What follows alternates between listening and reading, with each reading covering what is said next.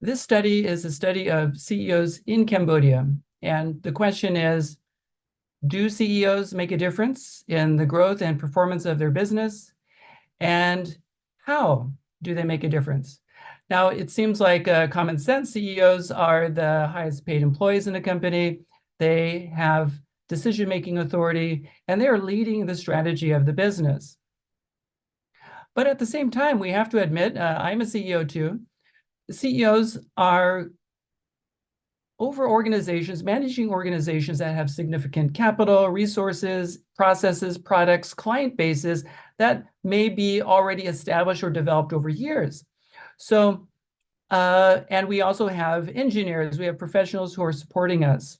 So what is it about the CEO himself or herself that is really making a difference? And to answer this question, we conducted a study, a survey of CEOs in Cambodia. Now, the first question, do CEOs make a difference? This question has been answered by the academic community.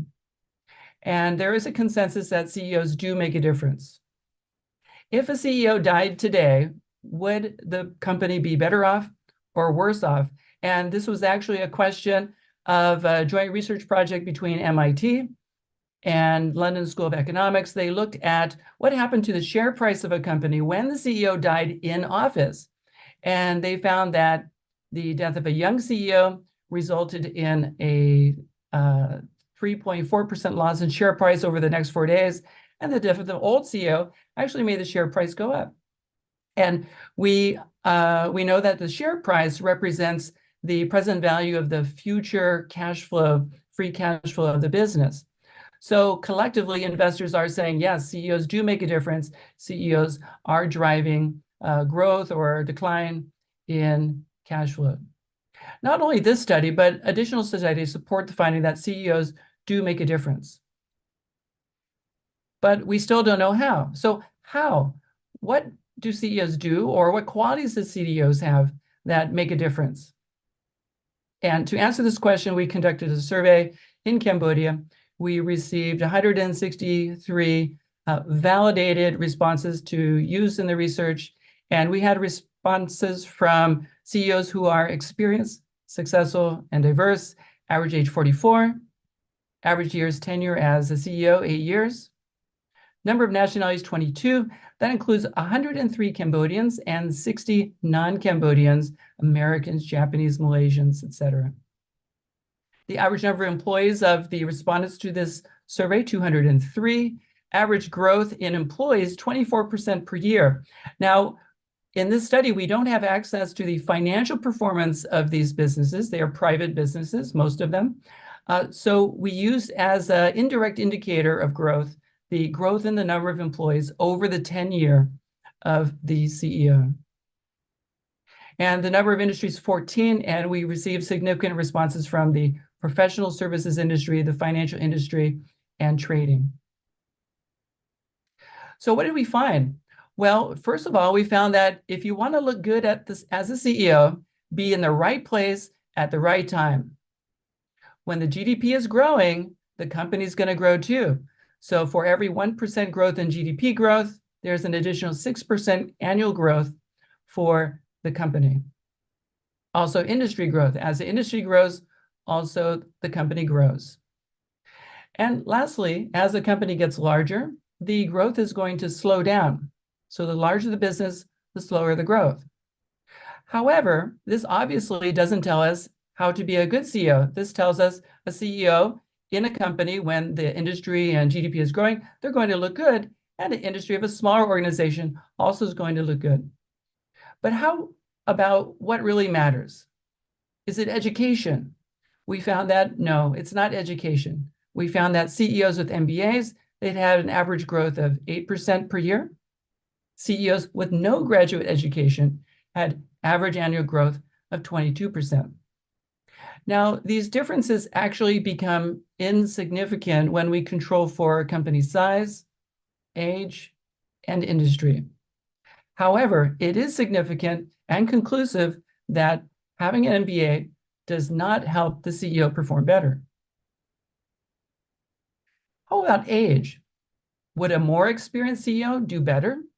Well, we find that a longer tenured CEO actually has slower growth compared to a more recently appointed CEO. Similarly, older CEOs also have lower growth than younger CEOs. Now, something I would like to caution, this doesn't mean good. This doesn't mean the older CEOs are bad and the youngers are good. It's not a good or bad issue. It's that CEOs with a longer tenure, they have slower growth. It may be due to less risky strategies, and the younger CEO might engage in more risky strategies. The older CEO has more to lose. The younger CEO has less to lose. Now, it's not good or bad. If you are a diversified investor who can take risk, then you may appreciate more risk. If you are a CEO who's also a chairman of your business, you've built up a successful business, and now you're at an older age, naturally, you don't want to take more risk. However, it's something for us to keep in mind that older CEOs and CEOs with longer tenure tend to have lower growth than younger CEOs. So these are all out of the control a bit of the CEO. You can't control your age. You can't control the GDP. What can we control as the CEO? Innovation. Steve Jobs says the difference between a leader and a follower is innovation. And Elon Musk says that innovation is the key factor for growth of a business. And we found that too in our study.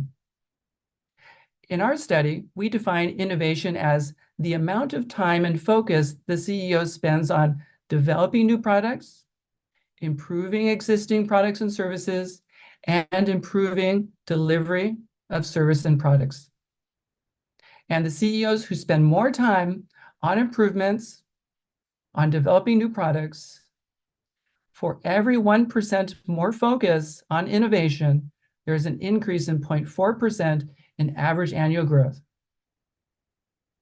And for a 25% increase in time and focus of a CEO on innovation, there's an additional 10% growth in average annual company growth. And we as CEOs don't need to spend millions of dollars or tens of millions of dollars and have a lot of capital invested. In fact, we can make a few adjustments at low cost in our time to achieve greater growth. We included in our study questions about strategy, attention and time, developing strategy, and formalizing strategic processes. We did not find any relationship with growth. So therefore, more and more attention to strategy may not lead to growth, whereas more and more attention to innovation does significantly lead to growth. Now, lastly, you may remember that this study included 103 Cambodians and 60 non-Cambodians. So how about the difference between the nationalities? Does nationality make a difference? We find that the foreign CEOs in Cambodia do have a slightly lower growth rate than the Cambodian CEOs. It's not significant until we control for innovation. And innovation actually makes this growth differential significant. Foreign CEOs in Cambodia innovate less, and that leads them to have slightly lower growth of their companies.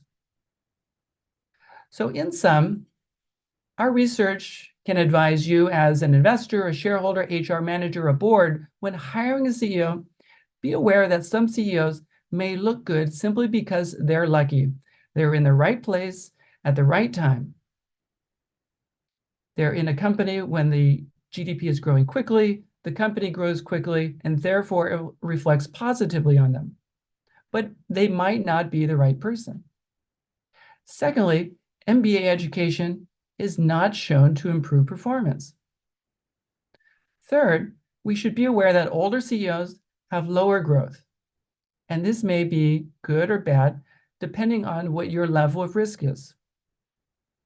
And lastly, for all of us CEOs, including myself, if we are a CEO, we need to innovate. Thank you very much for joining this presentation, and I'd be very happy to hear your questions. You can write a question in the chat, or you can open your microphone and ask your question verbally.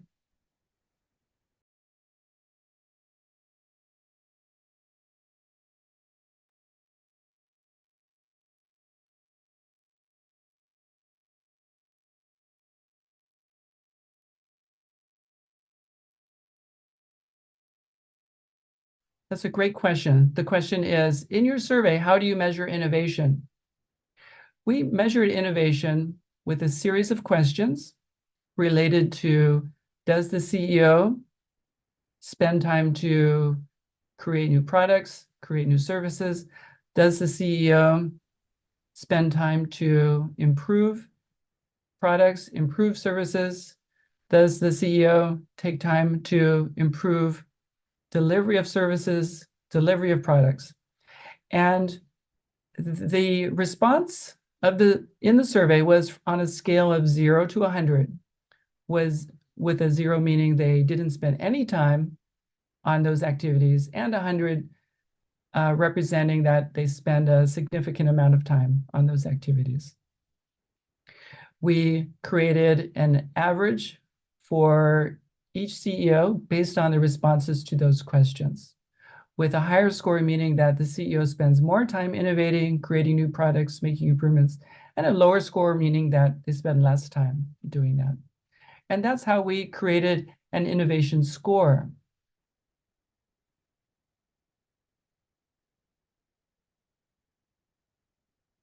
So it is notable that innovation in this study doesn't refer to technology or digitalization, simply making improvements, making adjustments, introducing new products and services.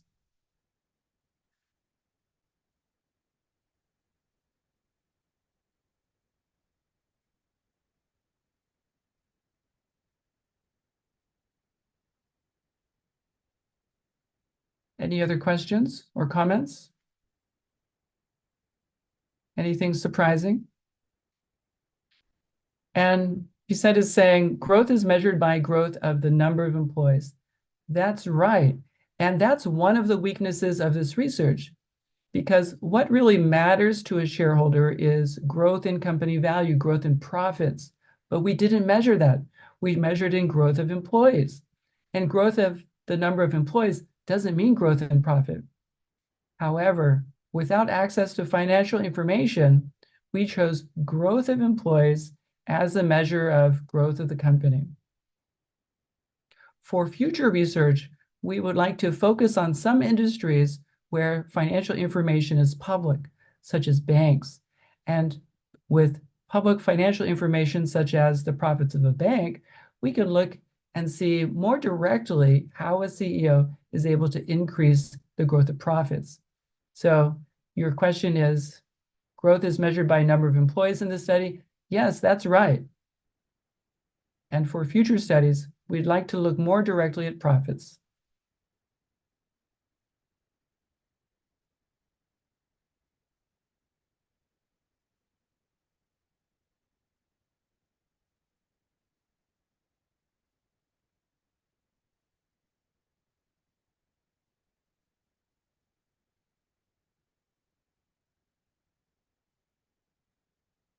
I can show this takeaway.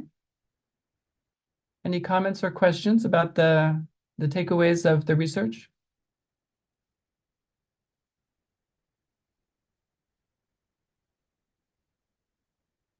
Don't be shy to ask a critical question.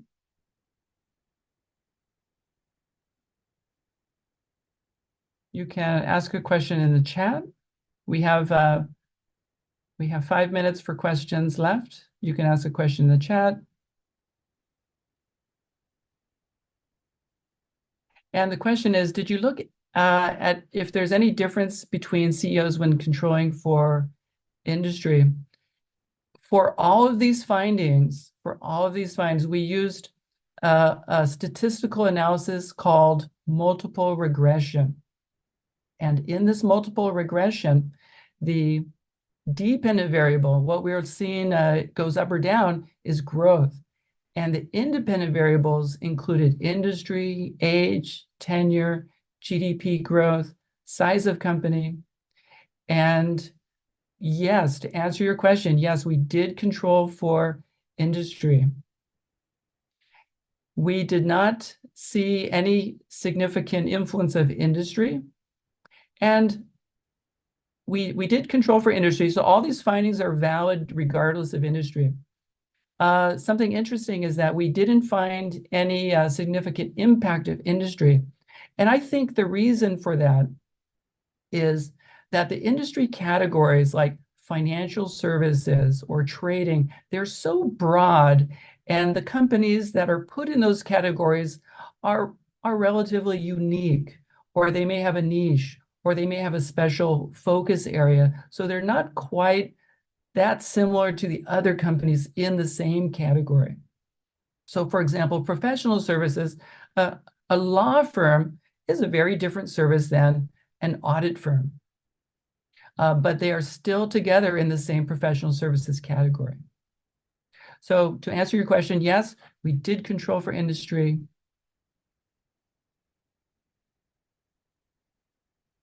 And the question is, how about to step down as CEO and appoint a new one, or what else can we do? Well, it depends if you are the owner of your business. If you're the owner of the business, this may be a personal choice, and you'll need to consider the cost benefit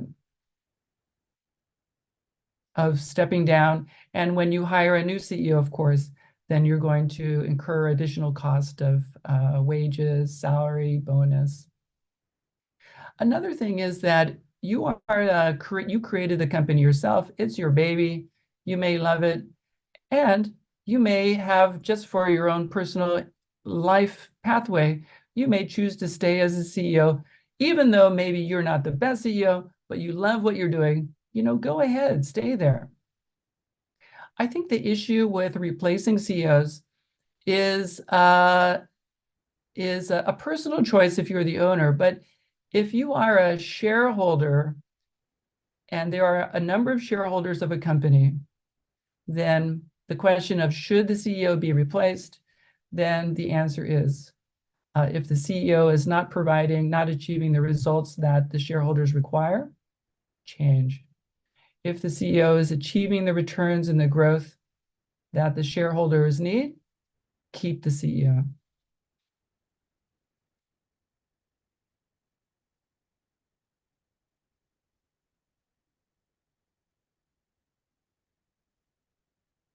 So there's a question about Cambodian CEOs being more innovative. So yes, Cambodian CEOs, they do spend more time innovating. I think part of the reason for this is it might be the time horizon. Introducing a new product, introducing a new service, making improvements in services, it's a lot of hard work, and you might not see the results for a very long time, for many years. And when a foreign CEO comes to Cambodia, the time horizon of that foreign CEO might be short. They might be looking at 2 years in Cambodia. They might be looking at 4 years in Cambodia. They might be looking at 6 years in Cambodia. And the reward to that CEO of making innovations might not fit within their time horizon. So the lower innovation of the foreign CEO might be influenced by the time horizon of their expectation of how long they're going to be in Cambodia. Another question, do you have any correlation between the years of a company established to growth? That's a great question. And we did control for the tenure of the CEO, but we did not look at the age of the company. And we did initially, or I initially included the age of a CEO as a variable that I was interested in, but we couldn't do it because companies, there was no way to reliably identify the age of a company, because there were companies that changed their name, they changed their nature, they moved from one company to another company. Also, you have companies that are a subsidiary of a large multinational. And so then the question is, well, this company, this multinational is 100